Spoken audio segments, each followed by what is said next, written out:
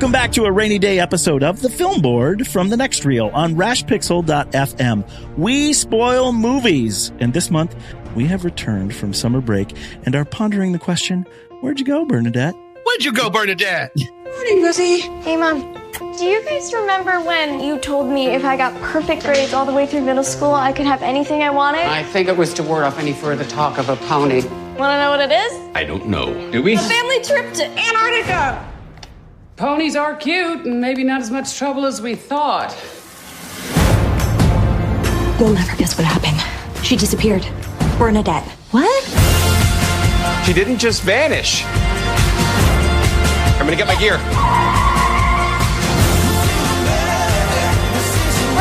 Bernadette. Bernadette. Oof.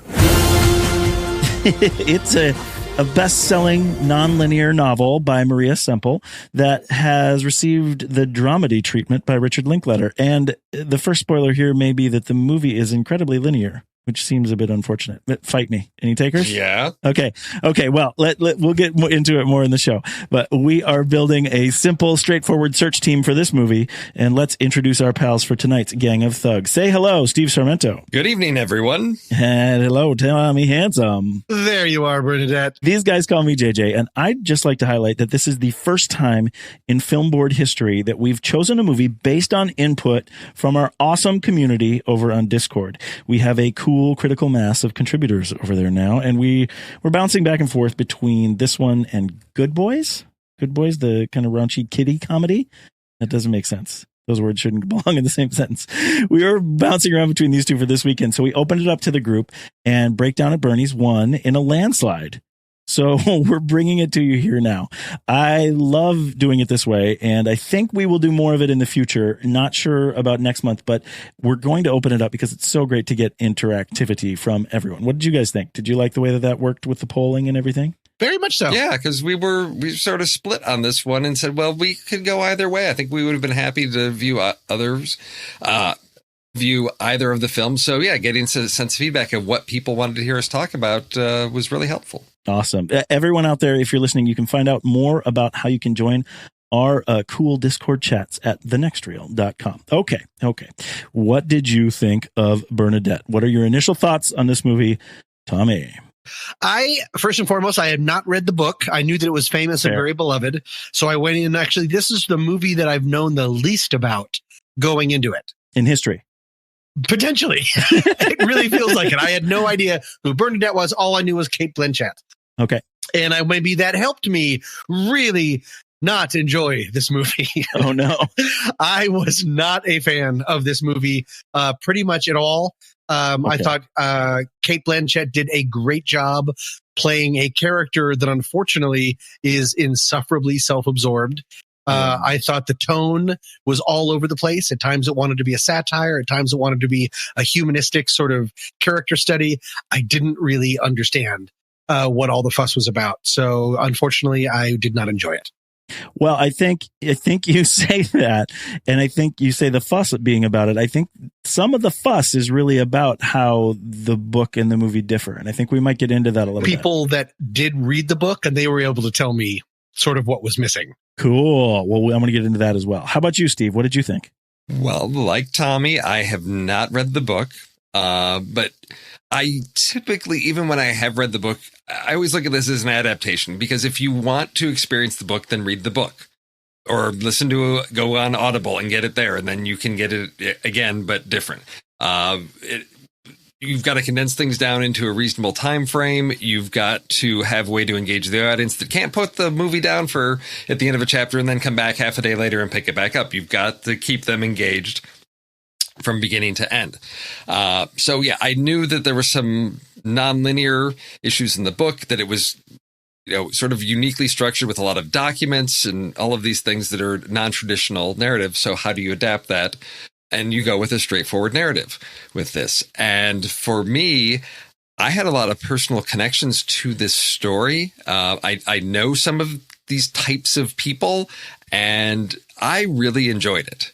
I had a really good time with this, and to me, it is a movie that really hinges on the success of who you cast as Bernadette. And to me, this was perfect casting for this. I think it was just a great performance from Cate to embody Bernadette and the things that she's going through in her life. So I had a great time with her journey and her transformation, that we see sort of the ups and downs in her life. And I think perhaps that comes from being in the family where we've got creative people that have had similar conflicts or scenarios in their life that, can sort of relate to some of the conflicts and stressors in her life. Yeah. Well, that's cool. And I think, I totally want to get into, which kind of people you're talking about that you have in your life where that personal connection is, because I think that's important to this too. I think it'll be interesting for us on this show because I think this might be a little bit of a left, right, and center version of the podcast, because for me, it felt like a very middling movie. There were parts of it where I think that might be some of what the unevenness that Tommy was talking about, because at some points I felt like, okay, I like this direction or I like this pull that we're doing, but it seemed to twist in and of itself in places, and I never knew really who to like or who to champion, and it felt like they were doing that to me on purpose. So at times there were things that I liked and I wanted to do more of it, and at other times I was like, where did this come from? And then of course the runtime's 100 minutes, so we did it all in a very short amount of time, where I think that really if you wanted to give a lot of respect to this book, that it's a huge bestseller. I mean, a lot of people reading it. Goodreads is one of my favorite websites out there. And looking at the list of people that I know that have either read this or are reading it or are going to read it, it's probably the largest book adaptation to movie that we've ever done in terms of popularity for the book part. So I'm really interested in that. But I think here, I just want to give a quick synopsis of what I saw as the movie, although I don't know, because again, we're condensing it into this 100 minutes. I don't know if I can give it justice. So we've talked about Cate already. Cate Blanchett plays this super special architect who was a rising star in LA. And she met a super special tech bro played by Billy Crudup. And they fell in love and they get married, and then they move to Seattle after his innovation is bought by Microsoft, and one of her super special projects is tragically trashed. So she hates it in Seattle, and they struggle to have kids through a number of different things, and pregnancy and parenting begin to take over the complete focus of Cate Blanchett's character's creative genius and her brain space. They have a daughter, and Bernadette, that's Cate Blanchett's character, her achievements are kind of left behind. She kind of acclimates to this suburban annoyance and drudgery. And after we witness a fair amount of that, mom gets close to plunging off the deep end, and dad brings in the big gun, psychiatric guns, to have her committed, which is something that I want to talk about as well. She escapes, that's Where Did You Go, and rediscovers the right hemisphere of her brain, and her escape and epiphany brings the family back together emotionally, if not geographically. So I don't know if that's the best summary for this movie, because most of what I just described to you guys, most of it is in the retelling of the backstory of the movie. What is the actual story here? Is it the history that this kind of recounting? Is it her journey? Because that's really just a short bit of the third act here. Or is it some combination? What is this meant to be? An homage to the you mentioned the correspondence, the emails, and the sort of novelty nature of the book, or is it something different? What was the story to you? That type of book is called epistolary, where it's I've all never heard that word before. Through letters. It's like Dracula. Bram Stoker's Dracula. The whole thing is written through correspondence.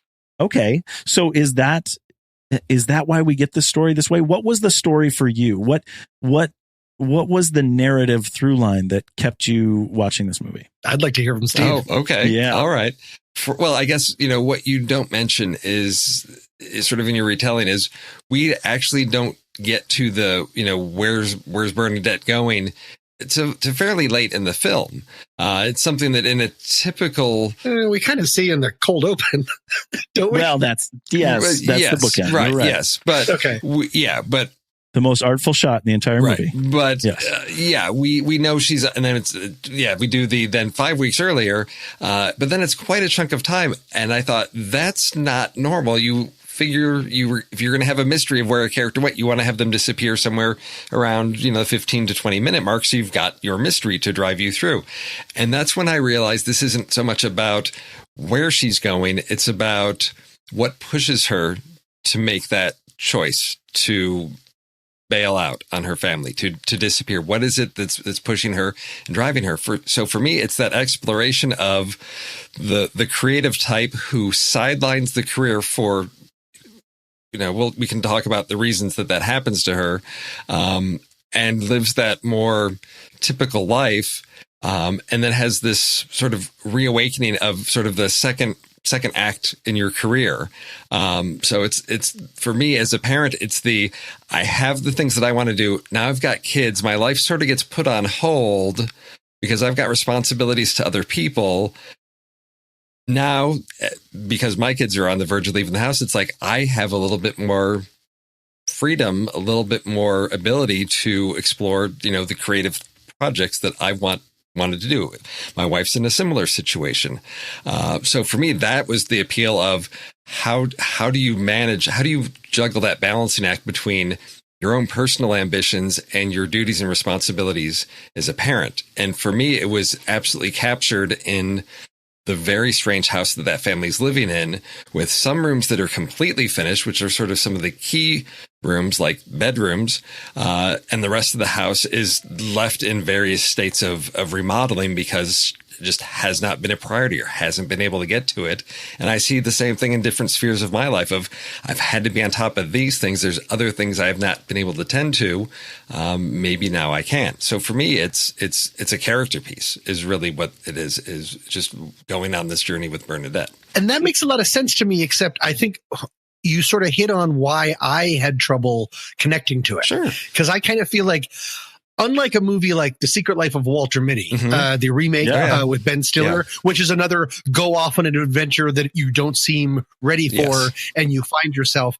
This movie instead, I felt like another title of it could have been White Privilege, the movie. Like everyone is doing great. They have so much money.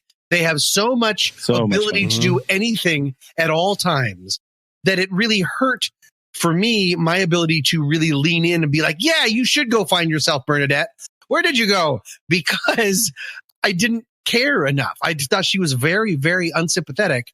And unfortunately, when you come from so much privilege, so much money, so much ability to do anything, and yet you treat everyone around you in a selfish way, then I won't care about your journey. Part of me, and I feel bad, makes me more want to be like, stop whining so much. Interesting.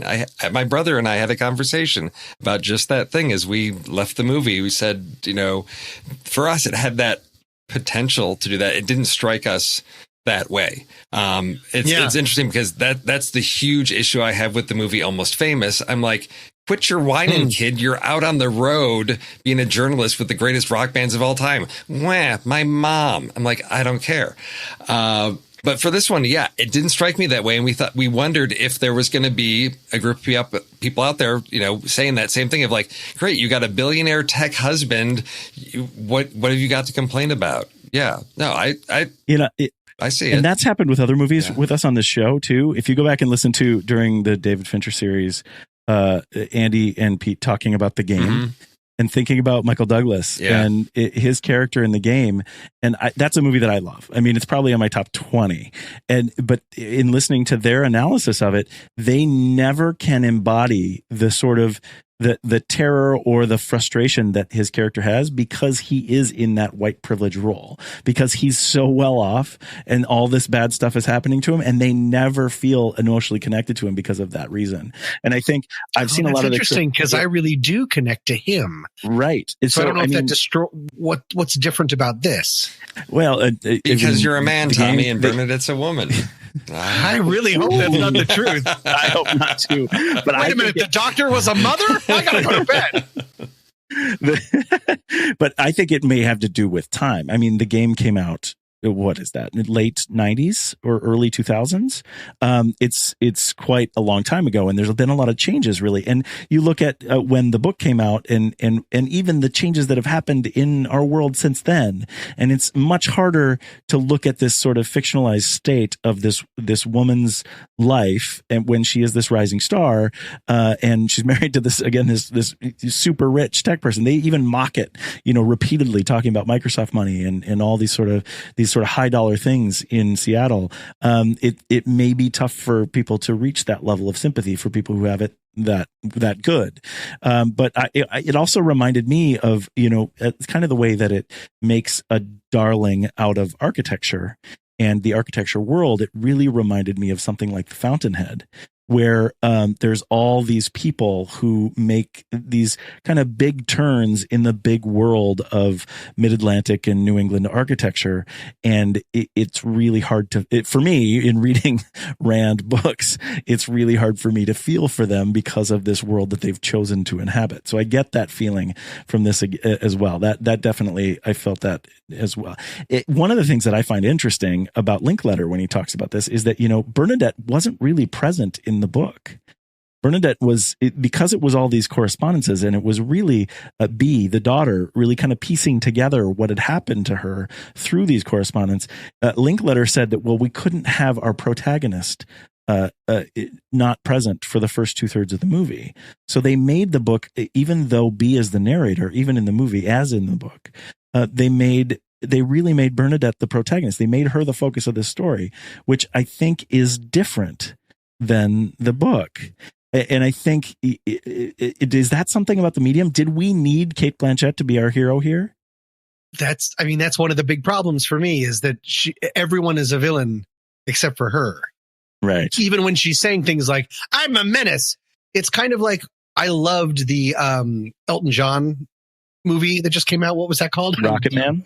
Rocket Man. I really enjoyed Rocket Man, but you could tell that he was a producer on it. Yeah. Yes. Because he was like, I'm the worst. I was a jerk when I was born and I never grew up. But then really he's just a victim the entire movie. And I don't believe that that's true. It kind of felt like that a little bit like this. Sure. Like she's only a menace because she's not able to do everything that she's supposed to want to be able to do, or had something taken away from her. And that just doesn't make, and then Billy Crudup is painted as, I thought, a villain. And the daughter, who is supposed to be one of the most likable characters, really dives into that. And I thought Billy Crudup was one of the most likable characters in the movie. See, now, and I didn't like him. I just really had a disconnect. I didn't like him. I really liked the daughter, but I went so far back and forth with Bernadette. Wow. Because I didn't find her insane. I didn't find her needed to be committed.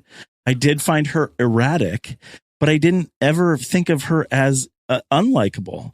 Really? And well, yeah. I just thought she was selfish at times. Yeah. And see, that's, yeah, but I don't see it as selfish. It was the frame of reference. No, it is, because it's when you spend so much time with her at the beginning, to me, it's to embed you in her perspective on things. And that's what we're getting. And so you've got somebody that's dealing with anxiety, depression, the sleeplessness. And then for me, the other part was, okay, yeah, we've got the dramatic end of her career, but then we've got 4 miscarriages and then a daughter that's born with a serious heart condition. And so this is another personal connection. I have some very close friends of ours at our church. Their son was born, when he was born, he had to have 3 major heart surgeries, and he was an infant. And for each one, they never knew if he was going to survive those surgeries. And there's a friend of theirs that actually made a very short documentary about it called Dinosaur Heart, that's been playing around at some festivals. And it's an exploration of, families and faith and making it through tough times. But we've known them through those ups and downs, and I know the toll that takes. So for me, she was a far more sympathetic character, because I'm seeing somebody whose world has crumbled, and that decision after 4 miscarriages and a kid that survives, life-changing surgery. Yeah, to me, it makes sense that those are her 16 remaining miracles, because it's cost her so much to have B, that she's going to invest herself so much in that child. And that's the other, piece of, she had to give up so much of herself for her daughter. No human can endure that. It wears on you. And so to me, she was very sympathetic because I'm just treading in familiar spheres. Even my kids were at private school. So we had, the Kristen Wiggs, we had those parents that on the surface are perfect and their kid is like the bully of the school and they don't see it. And I'm like, I know these people, not, these are, sort of some extremes, but I'm like, yes, we've had to deal with those people and they're just so, and that is where the movie worked for me. When the movie focused on how hard it is to be human and dealing with the crises and how it kind of breaks you down over time, that you have to deal with all these things and really looking at Bernadette as having difficulty dealing with that. I think one of the things that's interesting is that the drama in the book was even more intense. I mean, even just the things you're mentioning there, Steve, are so hard for people to deal with. And we underestimate the toll that it takes on people. In the book, which we don't see in the movie, so this isn't really fair to bring up in a review of the movie, but we see that LG, right, this is Billy Crudup's character, actually has an affair with that other mom from the school who becomes his admin. And not only do they have an affair, but they have a love child. Like she gets pregnant. Oh, yes. No. So I mean, and that I don't think there's a place for that in this movie. No. But you want to talk about? I mean, Tom, maybe the reason why you feel that LG is kind of being painted as the villain is because there's crises that he inflicts in the book, and that's the source material. So and I cannot imagine for the life of me how in the book, because again I haven't read it, but how in the book we go through what we go through in the movie plus these other things, and then we get to the ending that we have of the reunification of family. Oh my goodness, how does that work? I can't even imagine, because it's even difficult for me to jump that way in this. Right. I mean, when you think about LG having this affair and all these other things, like, again, the best parts of the movie for me were when they were showing it's really hard to be human and we deal with a lot of stuff. But then there's these other stories too. I don't know what they could have done here, but if LG's not the villain, then what is? Well, is it life? Well, yes, it is, because he's not the villain. He's the guy that gets into, let me fix it mode, which is what guys do, and so she's not, he hasn't noticed because work has been a focus. He's got the big launch and it's real easy to ignore the things until it becomes a problem. Then he's like, well, let me step in and fix it, which is not what he needs to do. So for me, that revelation that they have when he's talking with B about what he should be doing. Are you saying okay? When he said, "I failed your probably mom," could have been when they're sitting on the ice and saying that. Yes, it could have. Yeah, I think it could have been executed a little bit better than that. Yeah. That was the only time that exactly. So where it didn't look beautiful. I was like, this the first draft of this scene didn't hit. Yes, right. So let's film it in all real close up with one little sad penguin sort of vaguely in the background. Well, and that scene was tough for me because that turn that you're mentioning, Steve, I just did buy. So, right. Yeah. Okay. Yeah. No, I didn't either. It needed to happen. I like the intent of it. It could have been done so much better, but I think they realized they had to save that character. They had to redeem him somehow, and they could have done it so much better. But at least for me, that saves him from being the villain and just makes him, I'm not a villain. I'm just a typical guy who's not doing what he should be doing to support his wife, which is far from villainous. If he'd had the affair, I'd be like, dude, sorry. You're a dick. You don't deserve this woman. Tommy, you said you liked him. What did you find super likable about him? One of the reasons I think I liked him is because everyone else was blaming him so much. That's fair. I felt like he was a hard worker. Yeah. He worked really hard. He provided for his family. He invented a Band-Aid that can read your thoughts. So that's something. And then I love the circle. I think, yeah, exactly. And then I feel like so much of the movie was just spending time saying that he was one of the big problems for Bernadette, including the daughter. And that hurt my ability, even after he was like, okay, I'm leaving the firm. Okay, I'm giving up on my dream project. Okay, all this stuff. She's still hammering him about being unavailable. Being unavailable is a real big problem. Leaving your family unannounced to go on a trip to find yourself to the Arctic, and then this weird, I'm only going to go, like, she wasn't talking or thinking about her family at all. Well, true. Towards the end. And then she calls them on a landline and says, you have 3 hours to let me know. Which doesn't make any sense. None of it works for me. But the part is, yes, if you're comparing the two things, but of course she was being threatened with being committed. Like, that's the thing too. Yeah. Like, well, from that whole scene is so terrible mess. and from the daughter's perspective, she's not going to jump back on her dad's side after he confesses to trying to put his mom in her mom in a mental institution. Like, I get why she ran. No, I get it doesn't make any sense. But I guess it seems like such a hyped up thing to make it so immediate all of a sudden. Yeah. With the FBI, there was just, the movie took such a huge turn there. I guess I didn't go with it. Oh, we haven't even talked about the FBI. Ugh, why do we have to? It's so bizarre.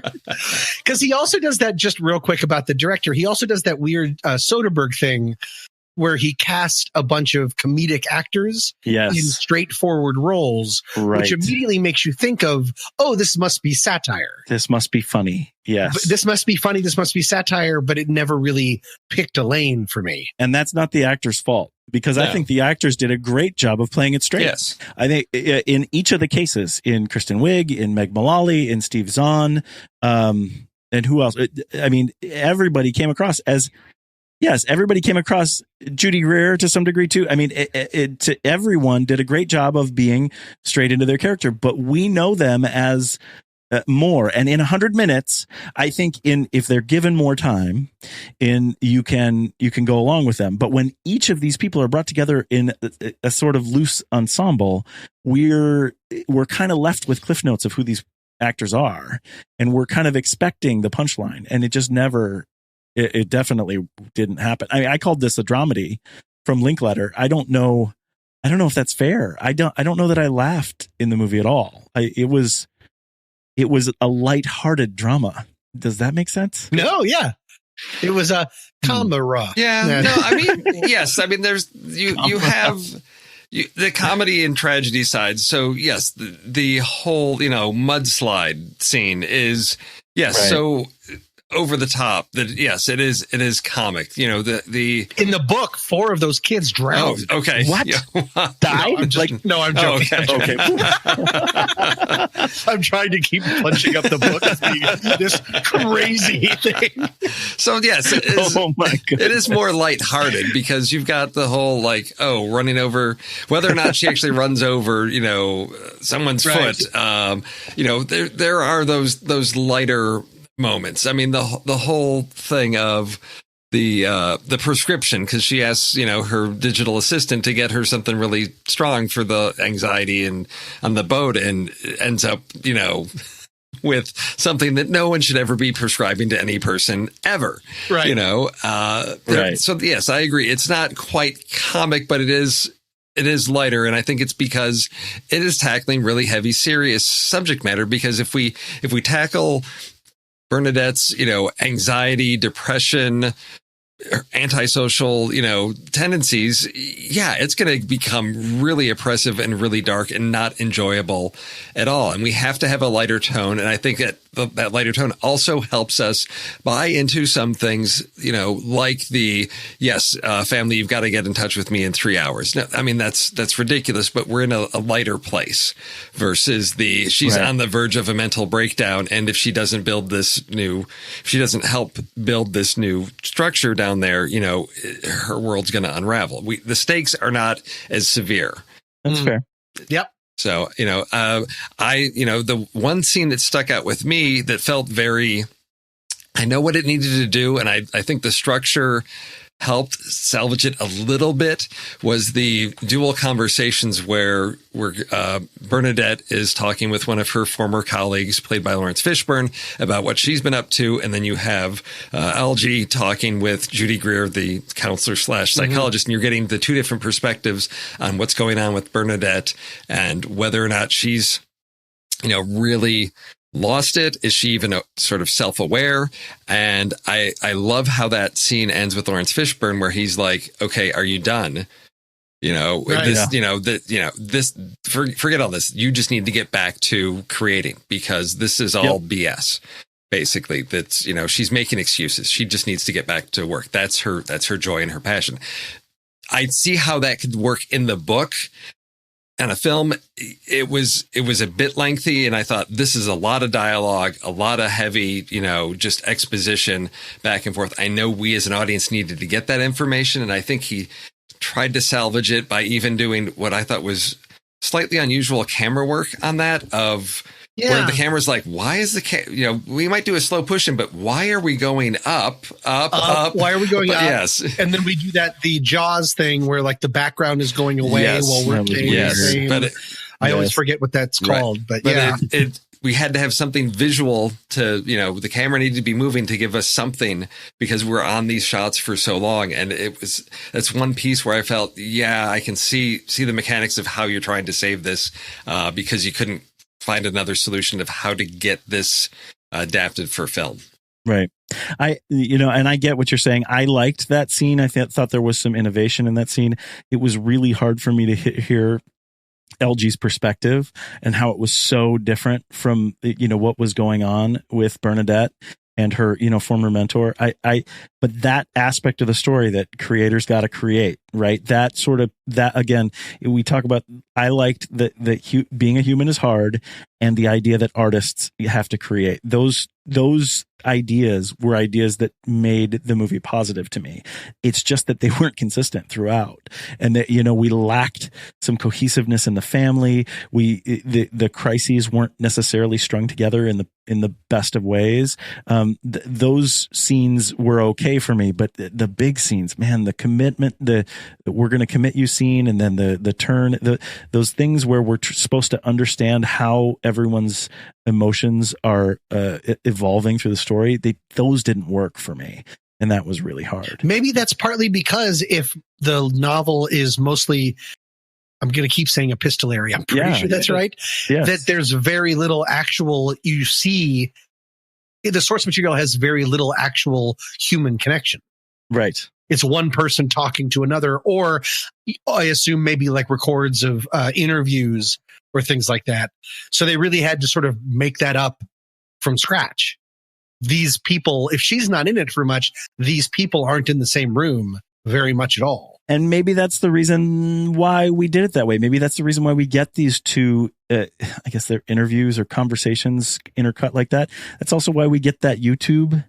We refer to the YouTube video a couple times, and Bernadette goes to watch the YouTube video about herself for a while. She can't finish it. So then the daughter, comes to us later on and finishes it. And that's where we get these, and maybe that's the homage to the epistolary, right? The different thing of here, in that video, we get the sort of celebration of her architecture achievements and things like that. I think that's interesting. Unfortunately, they felt like asides in the movie because, again, I really felt like the movie was very linear in the way that it was approaching things.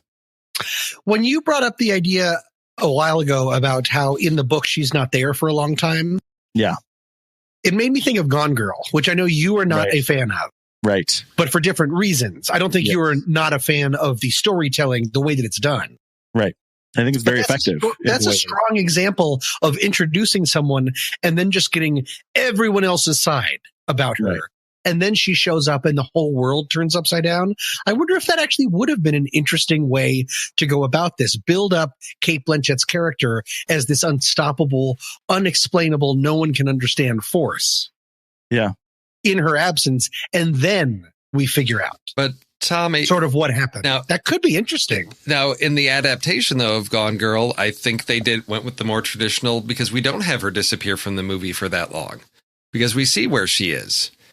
They took that more linear, because I know in the book it's like, we've got his perspective for a good chunk of time, but in the movie, I guess I just mean that for a good chunk of time, though, don't you think? I mean, the entire investigation, he has like multiple lawyer meetings, all the press conferences, all of that. It felt, I guess, and then she's just, we don't know where she is. Well, and if you wanted to tell this story that way, again, in that non-linear way, you just have it begin with her disappearance. Yeah. All these things that happen to give us the understanding of what's going on in her Seattle life happen in flashback, or as it's being pieced together of what she could possibly be doing being away, as opposed to all this stuff happened. And so of course we know she's gone to Antarctica, right? I mean, it almost took the mystery out of it. Another movie that I would compare it to is A Simple Favor, the Anna Kendrick and Blake Lively movie. It's got a huge turn. Yeah. She's gone for a while. Right. So, and again, then Anna Kendrick does the sort of try the mystery. She's doing the sleuthing to try to figure out who it is. I think that the format kind of fails this movie a little bit in that it saps us of the buildup because we're a part of the buildup the whole way through. And that maybe that epistolary format of the book is something that's particularly special and needed to be salvaged a little bit here in the movie. Yeah, Gone Girl didn't start with showing her eating Cheetos in a cheap hotel. No. Right. She was just Gone Girl for like a while. So that's interesting. Okay. Yeah. Well, now this movie has had pretty lukewarm reviews. And one of the things, I think I saw that it was pushed back. I know it was pushed back more than 3 times. It might have been pushed back 5 times. And then, here we are in August, which isn't, known for being a very special time for movies to come out. Did you guys get a sense that that any of this stuff could have been the reason why it was looking for a weekend here in mid-August? It feels pretty edited to me. The runtime is confusing. Yeah. There's some pretty obvious, I felt, reshoots involved. And all of those reshoots had very clear, this is what I'm thinking right now, and this is what makes me okay now, that kind of stuff.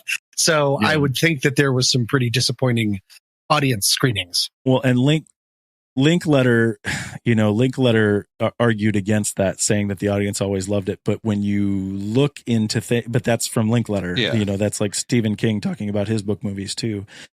When you look at it, there were a couple screenings over the summer that specifically got them to like change direction and move things in different things. So depending on who you're hearing from, it's that way. It's either they did it just because of something mechanical, or there is a reason why they put it here and are competing in this weekend. So yeah, I think that there's a more challenging to Bernadette version of this movie, where she's not sort of a Mary Sue. She's not just sort of the torture genius that everyone has been mean to. And isn't she great, even though she calls herself a menace? Where that feeling that I had trouble with I like her, I don't like her, I like her, I don't like her, because so much of the movie was forcing me to like her. Yeah. Everyone is talking about how I should like her, including the husband comes around. The daughter is such a strong force for that. I wonder if there was one. I wonder if she lives the whole time. And then she shows up in the South Pole, and she shouldn't have said, "You can go." Yeah, she should have said, "Hey, before you go, fix our stupid house. Our house is filled with rain buckets. Like, I know you want to make a walking building, but come on." I'm catching colds all the time. We live in Hill House. It was literally the house on Hill. Everything that I've seen is talked about it as a collaboration between Cate Blanchett and Richard Linklater. So I think she was very much instrumental in her bringing this movie. Yeah, exactly. I mean, she is outstanding in the movie. Unfortunately for me, and I'm just talking for me, she's outstanding in playing a character I would never want to hang out with. Right. But she is unflinching in it. But that could be part of the reason, too, that we end up with you like her, you don't like her kind of thing, right? I mean, if they really wanted to do a service to the Bernadette character, they maybe needed her either to be a primary protagonist or gone altogether. They needed to make more of a decision about that. But with Cate Blanchett bringing the movie to the screen, I don't think you can do that, can you? That's a good point. No, not when you're Annapurna and you're in financial distress. You're going to put money into Cate Blanchett. She's going to be in every single scene. They are in financial ruin. Okay. Right now. Yeah. They've been threatened with bankruptcy. They're in huge problems. So, just so sad because they're making such good films. I was hoping for better on this too. Oh, me too. But I mean, in general, I love their slate. Oh yeah. Yep. Yeah. I think so too. We've talked about lots of people in this movie. Emma Nelson, the girl, we didn't really mention her. I think she was great I thought she was 100% likable throughout. Oh, I disagree with that, but I thought she. Oh, you do? Well, only when she's hammering at Billy Crudup too much. Yeah, Tommy just doesn't like children. We know that. Children or women is what we're saying. That's terribly unfortunate, Tom. No, well, but it's interesting because in the book, again, I shouldn't keep bringing these things up because they're not in the movie, but in the book, she and her dad don't talk for like a 1 or 2 week period after Bernadette leaves. It's not like they jump after her after a day. They have a huge part where they're barely. Their reconciliation is huge in the step towards going to find where Bernadette is. So that could have been nice. Yeah, that whole part has no breath. Right, like all of the breath in the movie really disappears. And that is probably my biggest criticism, is that at 100 minutes, there's no way to make these huge character moves work. And so all we're left with is shorthanded things. All we're left with is, we need to mention Microsoft money 8 times. We need to, she needs to repeat that she's a menace. She needs to hammer on the fact that she's calling everyone gnats, and that they're, we really need this shorthand of repeated words and the lack of air for these characters to say where they're going emotionally to really figure out where we're going. This movie could have been better longer, and I don't know that I've ever caught myself saying that on this show before. So if is there anybody else that you want to bring up? They have tons of actors we talked about. It almost feels like stunt casting a little bit when you get Meg Mullally and Lawrence Fishburne in here for just moments on screen. Did anybody stick out to you as a particularly fun performance there in the small roles? I really did enjoy Kristen Wiig. I guess that's not a small role. I'm generally a little bit. I thought Lawrence Fishburne was great. Yeah. Putting someone like Megan Mullally or Steve Zahn in that's, I think it's absolutely stunt casting. Right. That ends up being a little distracting for me. Sure. Just me personally, I'm always going, oh, hey, Steve Zahn, what's he talking about? Like, if it's just this little speaking, like talking head thing, I never really understand that.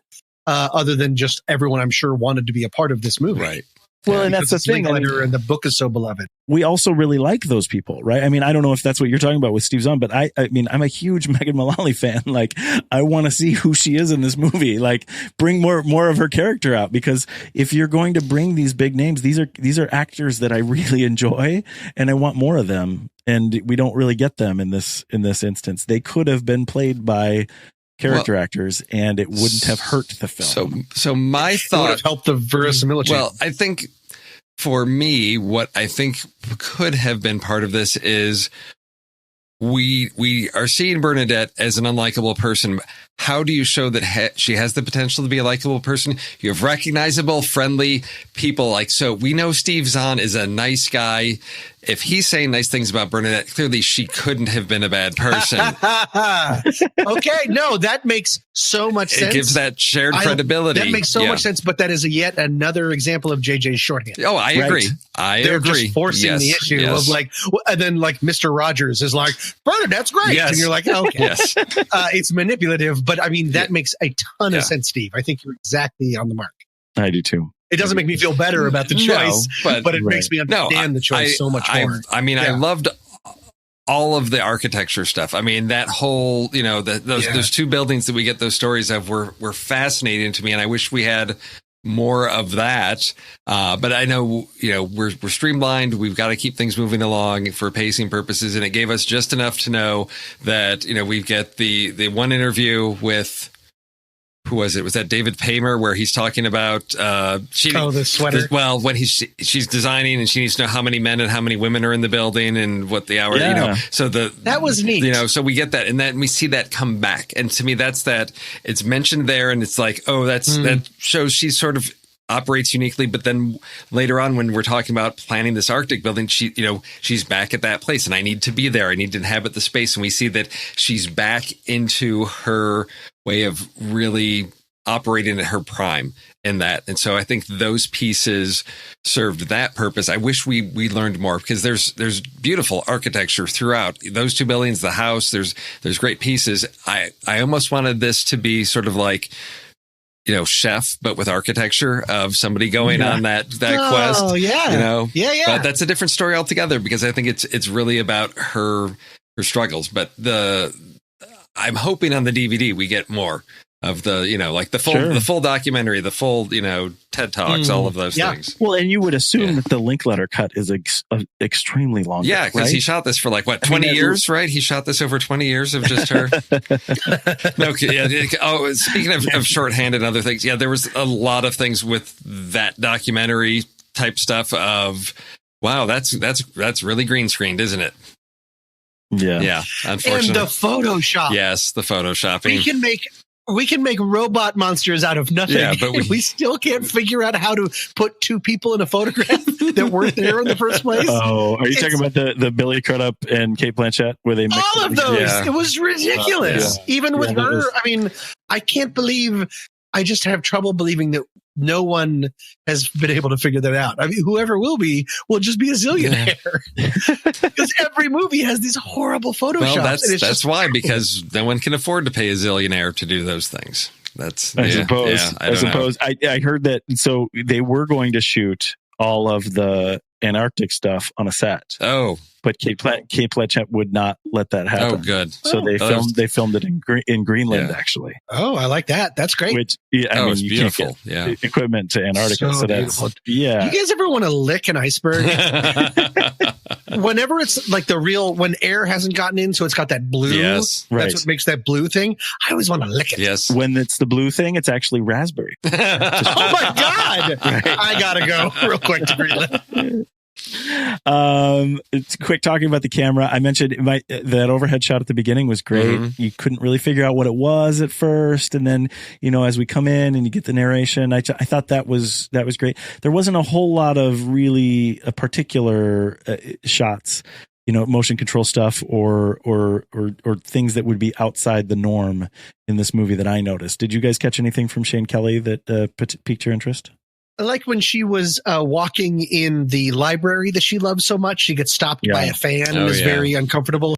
He used the architecture extremely well as a background and using it. Yes. The camera would always flow the same direction, like amplifying the architecture instead of just sort of looking at it.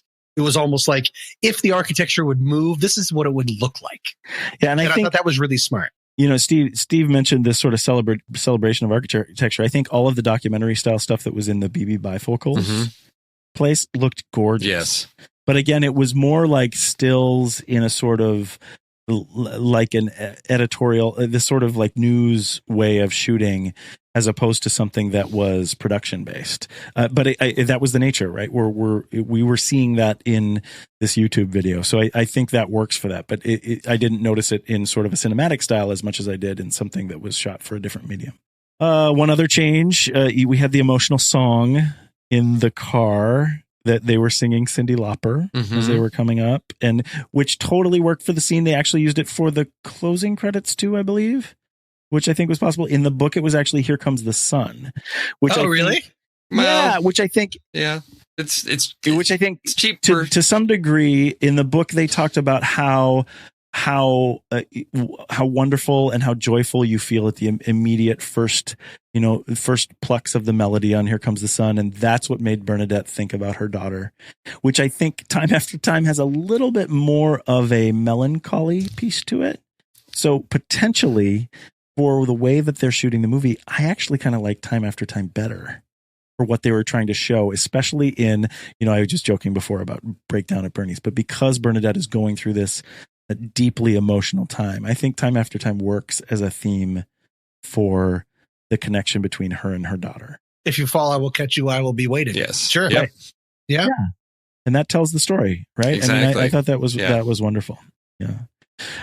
Do you guys have any final comments? Any other things that you think we should mention that we may have missed when we? I thought in the closing credits you see the creation of which must have just been some sort of You need a scientist to build that. Right. I would have loved it if you saw like the creation of all of it and the time after time is playing, and then it immediately just falls through the ice because she made it out of like bifocals, or the whole thing ends with a spinning newspaper and it says that game show guy bought that too and destroyed it just to make more parking spaces in the South Pole. Gosh, that's hilarious. You're horrible.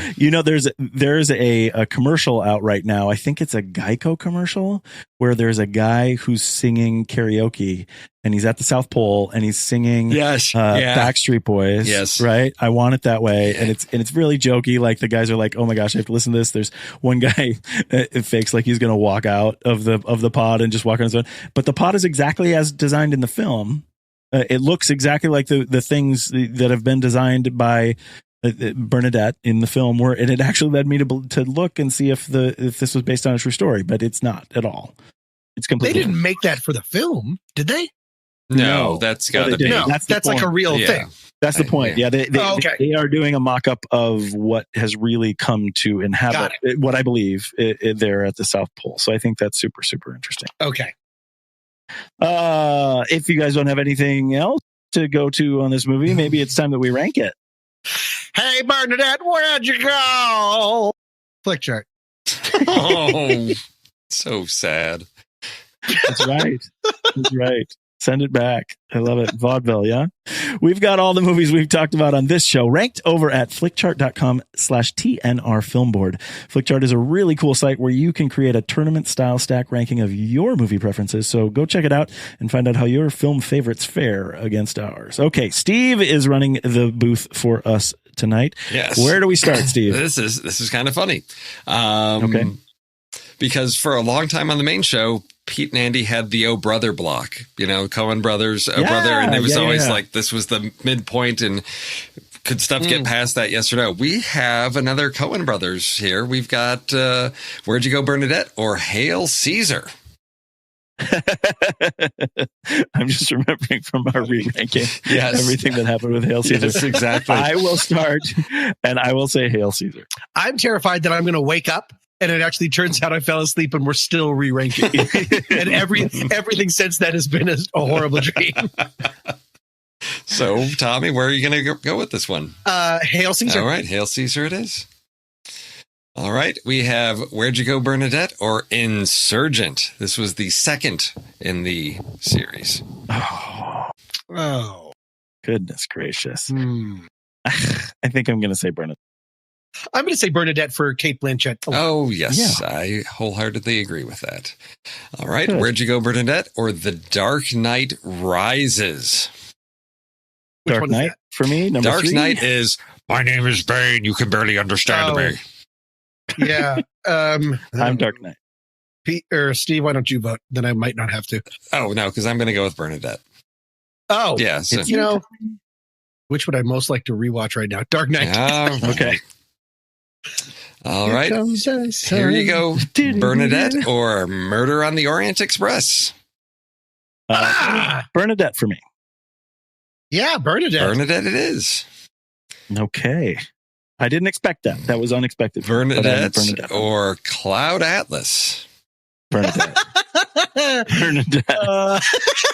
Cloud Atlas. Oh. I loved watching that with JJ. I would say for Vision, Cloud Atlas, True. Okay, but I'm going to go with Bernadette.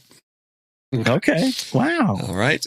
And it's giving us interesting Bernadette or The Dark Knight Rises again. So we will say Dark Knight Rises again. And that puts it interesting because beneath Dark Knight Rises and Cloud Atlas is the Equalizer. For some reason, it didn't throw it up against the Equalizer. So it's now actually Dark Knight, Equalizer, Where'd You Go, Bernadette at number 55 out of our 83. 55 out of 83? 55 out of 83. I'm okay with that.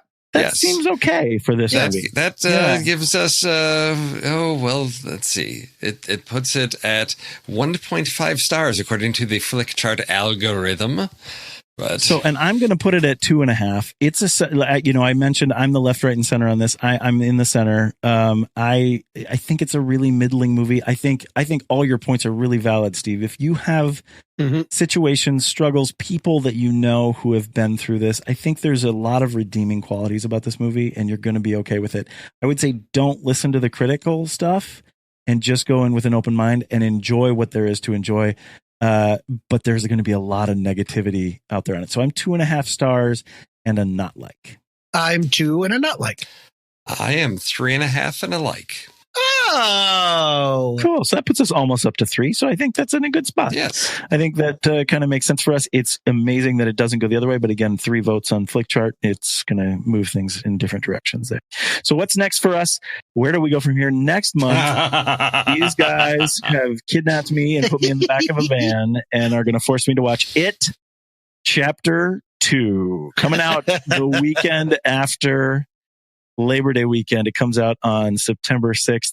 I did not see the first one. I am going to have to take all this time, literally from today up until that movie comes out, to take the first It in short bursts. But as Tommy, you mentioned in the pre-show, that first It was the greatest horror film by dollars of all, right? It made the most money, I believe. That's definitely not the best horror film. But no. That's what I mean. Made the most money. That's a pretty big deal. And I think it makes sense for us to cover it, even though I am going to need additional rounds of therapy after. So that's where we're going. Now, neither Peter or Andy are with us on the show right now, but they are currently in a run of all the Robin Hood movies. No. Yeah, and I think the one that I just saw recently, they were doing Robin and the Seven Hoods, the Frank Sinatra version of it. That's right. The Rat Pack. So they're literally doing all of them. I think we're going to get a Men of Tights. I think we're going to get a Prince of Thieves. I think we're going to get all that stuff. So check in with them. And I know that Andy is hard at work prepping for the next Marvel movie minute about the Hulk, which should be great. There were some cool hiatus episodes about the Hulk TV show and a bunch of stuff in the background there. So check those out if you didn't get a chance to there. We did also talk a little bit about it in the show open, but all you wonderful people in the world out there should come join us over at Discord at thenextreel.com. Let us know you want to hang out on our server, and we gather there with our fun film family and discuss lots of remarkable things from throughout the entertainment universe. There's also specific chats about all of our shows, so come and join our gang and interact with us on the internet. It's kind of cool, and there's fun votes and stuff, and it actually led to this show today, which is super great. That's where we will keep the conversation going. But for this one, say goodnight, Tommy Handsome. We did it! And one last word from Steve Sarmento. Hondo. At the next reel, when the movie ends, our conversation begins. Till next.